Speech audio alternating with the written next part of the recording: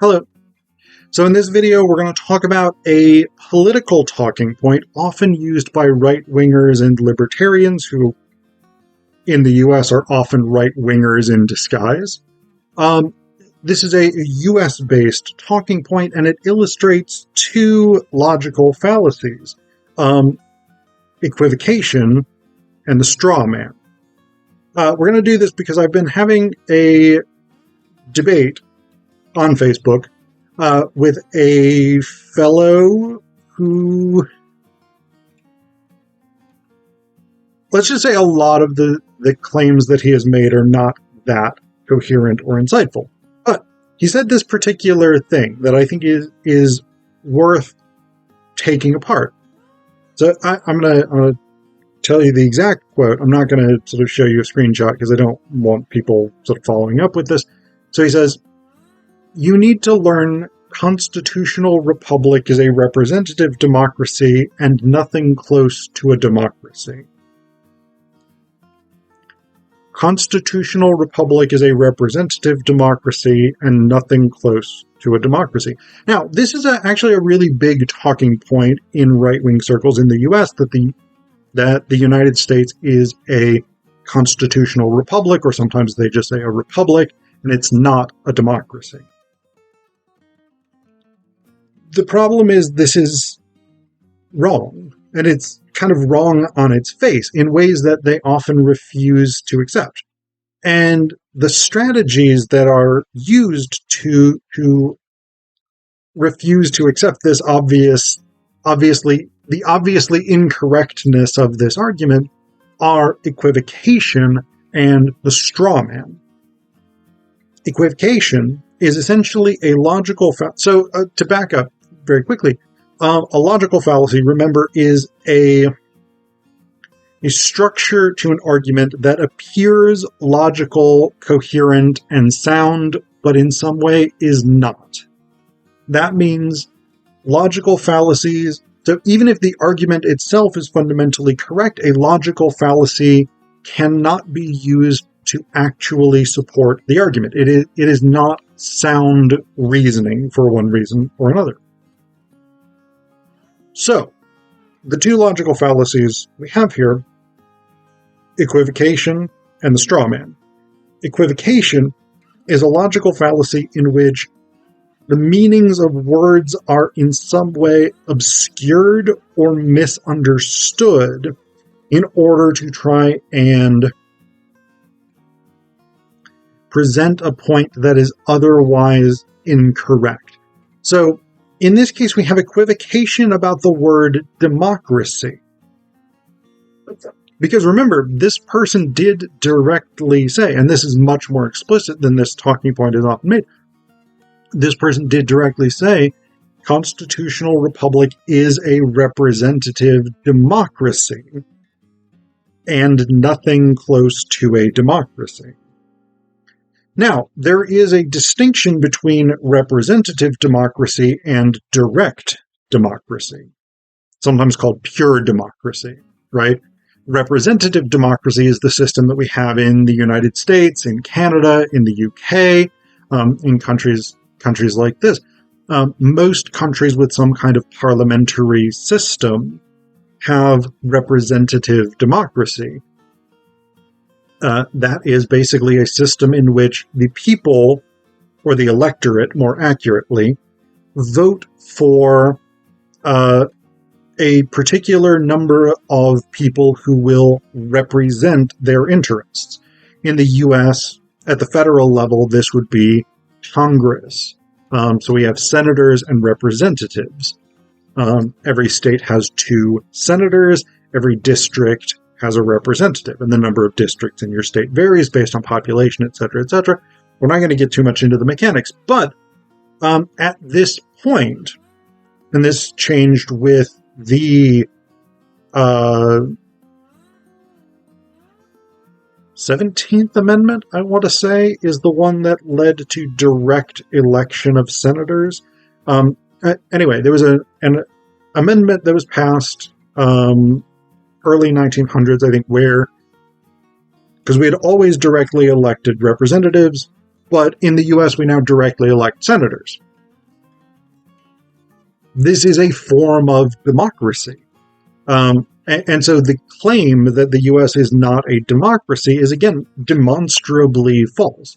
The fact that we have a democratic system in which the people, the electorate, votes for who is going to represent them, that is a form of democracy. What this claim tries to do, and this is the equivocation, is it tries to obscure the meaning of the term democracy to pretend that the word only refers to direct democracy. Direct democracy, by the way, is a system like what existed in, for instance, 6th to 5th century BCE Athens, in which the electorate directly votes on issues. So if you had, for instance, let's say you were in you're in a group at work. You have a project that you are assigned to work with a bunch of people. If you make every decision by everybody voting in the majority rules, you have direct democracy. If, by contrast, your group chooses one person from the group to make decisions on behalf of everyone, then you have a representative democracy, provided you've elected that person. Both of these are forms of democracy. And so the idea that representative democracy is nothing close to democracy doesn't make any sense. It is equivocation because it is obscuring or attempting to obscure the meaning of the word. This is, in a way, kind of like claiming that the New York Yankees aren't a sports team because they play baseball. It doesn't really make any sense, because baseball is a type of sport. By necessity, the Yankees are a sports team. It would only be if you pretended that the word sport means exclusively hockey, or something like this, exclusively American football, exclusively soccer, that you could say, well, because the Yankees don't play that particular sport, they aren't a sports team. You see how, when you put it in that context, it doesn't make any sense, right? So the same thing applies here. This is equivocation about what the word democracy means by pretending that the definition is much narrower than it actually is. The other part of this talking point is a straw man. A straw man is a fallacy in which you set up a version of an opponent's argument or a competing argument that is much weaker than it actually is, so that you can knock it down. In this case, this involves misrepresenting what people on the other side say, what claim people on the other side make. Because the argument here is that the U.S. is not a democracy because it's not a direct democracy, which again ignores the fact that it is a representative democracy, and therefore is a democracy. But that argument, that idea as a counter-argument, only makes any sense and only becomes relevant if you assume that when people say the U.S. is a democracy, they mean the U.S. is a direct democracy. But nobody says that. Nobody who knows anything about the political system in the U.S. would ever make that claim, because it is, again, on its face, wrong. It is completely nonsensical. Nobody would claim that the U.S. is a direct democracy or was ever set up to be a direct democracy, because it was not. And that's just a pretty incontestable fact of U.S. governance.